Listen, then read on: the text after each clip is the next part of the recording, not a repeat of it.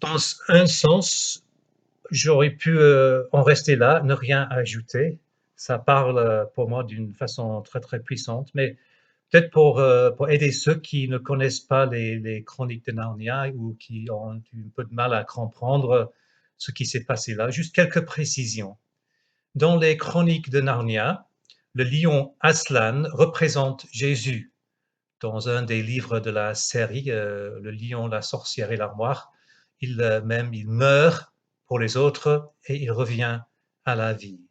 Dans ce livre-là, nous avons cette image magnifique de Jésus qui marche à nos côtés, que nous le reconnaissions ou pas. Il est là, il marche, il attend que nous lui parlions. Et aussi Jésus qui est là, même dans les épreuves les plus rudes de la vie et qui les intègre dans ses projets pour nous. Vous vous souvenez du passage J'étais le lion, je vous le cite de nouveau. J'étais le lion qui t'a forcé à rejoindre Aravis. J'étais le chat qui t'a réconforté parmi les maisons des morts. J'étais le lion qui repoussait les chacals pendant que tu dormais. J'étais le lion qui donna aux chevaux une nouvelle force par la peur pour franchir le dernier kilomètre. Et j'étais le lion dont tu ne te souviens pas, qui a poussé le bateau dans lequel tu gisais, un enfant proche de la mort, pour qu'il vienne à terre où un homme était assis, réveillé à minuit, pour te recevoir. Même dans les moments de la vie où peut-être nous nous sentons que Dieu nous a abandonnés, non, il a été là. Et les choses qui semblent être pour nous faire du mal, dans ses projets, en fait, c'était là pour nous faire du bien, pour nous diriger vers le bon chemin. Il y a un verset en Romains 8, 28, où l'apôtre Paul dit, nous savons en outre que Dieu fait concourir toutes choses au bien de ceux qu'il aime, de ceux qui ont été appelés conformément au plan divin. Et je sais bien qu'il y a des moments où c'est très très difficile à croire, des moments où ça demande beaucoup de foi que croire des choses qui nous arrivent, que Dieu va les faire concourir pour notre bien. Mais faut toujours garder à l'esprit que notre perspective est une perspective éternelle. Notre espérance est une espérance éternelle qui va au-delà de cette vie. C'est une espérance que même si nous mourons, nous irons auprès de lui dans le paradis du ciel, dans un monde beaucoup meilleur que ce monde ici-bas. Notre espérance est une espérance éternelle, comme dit aussi l'apôtre Paul en 1 Corinthiens 15. Si c'est seulement pour la vie présente que nous avons mis notre espérance en Christ, nous sommes les plus à plaindre des hommes. Mais en réalité, Christ est bien revenu à la vie et, comme les premiers fruits de la moisson, il annonce la résurrection des morts. Et puis dernièrement, Jésus qui promet de ne jamais nous abandonner. Matthieu 28, 20. Et voici, je suis moi-même avec vous tous les jours jusqu'à la fin du monde. Jean 16, 33. Dans le monde, vous aurez à souffrir bien des afflictions.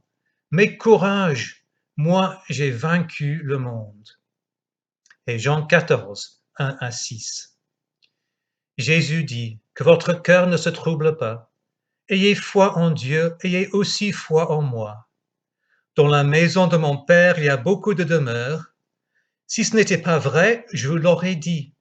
En effet, je vais vous préparer une place.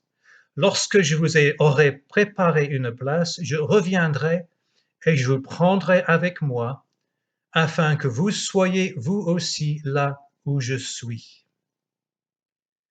Actuellement, nous passons par un moment d'épreuve rude, mais nous ne le faisons pas seuls. Jésus nous accompagne à tout moment. Il marche à nos côtés, que nous le voyions ou pas. Essayons de le reconnaître. Fixons notre regard sur lui.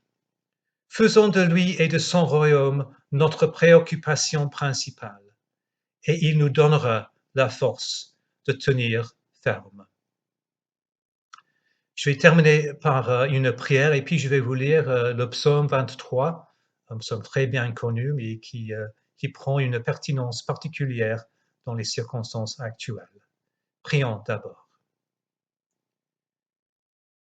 Merci Seigneur de tes promesses, que tu ne nous abandonneras jamais, que tu seras toujours là à nos côtés pour nous accompagner. Tu n'as jamais promis de nous épargner les épreuves de la vie, plutôt le contraire, mais tu as promis d'être avec nous, de nous aider à surmonter les épreuves. Seigneur, viens à notre secours, viens au secours de ceux qui sont malades, de ceux qui souffrent, de ceux qui sont dans le deuil. Viens au secours de ceux qui doivent aller au combat tous les jours, à la ligne de front, épuisés, débordés. Soyez là, Seigneur, pour ceux qui souffrent, qui supportent mal le confinement. Aide-nous tous, Seigneur, à te voir, te reconnaître à côté de nous et à mettre notre confiance en toi. Dans le nom de Jésus. Amen. Et puis le psaume 23. L'Éternel est mon berger, je ne manquerai de rien. Grâce à lui, je me repose dans des prairies verdoyantes. Et c'est lui qui me conduit au bord des eaux calmes. Il me ravigore, et pour l'honneur de son nom, il me conduit sur le droit chemin. Si je devais traverser la vallée où règnent d'épaisses ténèbres, je ne craindrai aucun mal, car tu es auprès de moi. Ta houlette me conduit et ton bâton me protège. Pour moi, tu dresses une table aux yeux de mes ennemis. Tu oins d'huile parfumée ma tête. Tu fais déborder ma coupe. Oui, toute ma vie, ta bonté et ton amour me poursuivront, et je pourrai retourner au sanctuaire de l'Éternel tant que je vivrai.